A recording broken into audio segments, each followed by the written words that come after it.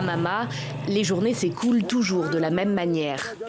Lorsque les travaux champêtres sont terminés, on se retrouve au cœur du village, au Parlement de Mama. Quelques bancs, l'ombre d'un arbre et des débats à n'en plus finir. Ici, qu'on le veut ou pas, on est politicien. Parce que nos politiciens nous ont toujours dit, tu fais la politique, tu ne la fais pas, elle va te faire. Mama est le village de Laurent Gbagbo, sa base arrière, son fief. Le village où son père est né, en plein cœur du pays BT. Alors bien sûr ici, on aurait rêvé que l'ancien président ivoirien puisse se présenter de nouveau à la fonction suprême, mais l'essentiel est ailleurs. Être président de Côte d'Ivoire aujourd'hui, on ne peut pas en faire une fixation. Nous, ce que nous voulons, c'est qu'il vienne dans son village, dans son pays, pour faire ce qu'il a à faire. Il dit qu'il ne sait que faire la politique. Mais moi, je sais qu'il y a plusieurs manières de faire aussi la politique. La dernière fois que Laurent Gbagbo est venu ici, c'était en 2010, pendant la campagne pour la précédente présidentielle.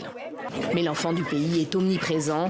Ses audiences à la Cour pénale internationale aux Pays-Bas ont été suivies de près jusqu'ici.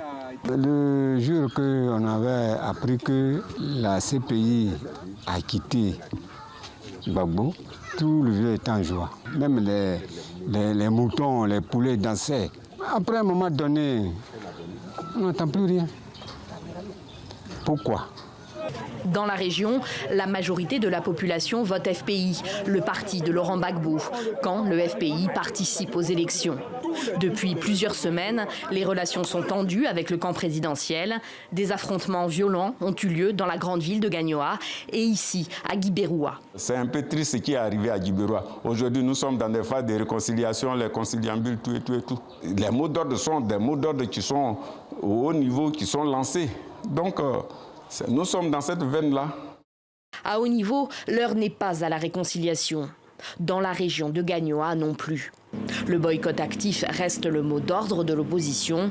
Les militants locaux du RHDP d'Alassane Ouattara se préparent à riposter.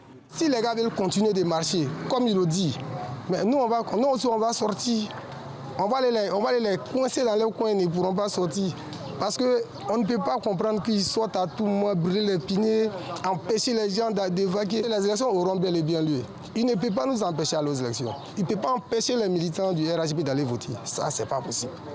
Le regain de tension entre camps politiques et communautés inquiète.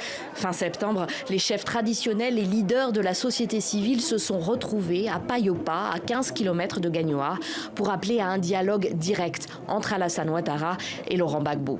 Il faut que l'État et les partis politiques de leur côté fassent la paix. S'il y a la paix à leur niveau, la paix va s'installer à la base. Là-haut, ils ne s'attendent pas. Une famille, il y a le père et la mère, il y a les enfants. Vous, les papa et maman, vous êtes en perpétuel palabre. Comment voulez-vous que les enfants cultivent la paix ? À quelques jours du scrutin, aucun camp n'a fait un pas vers l'autre.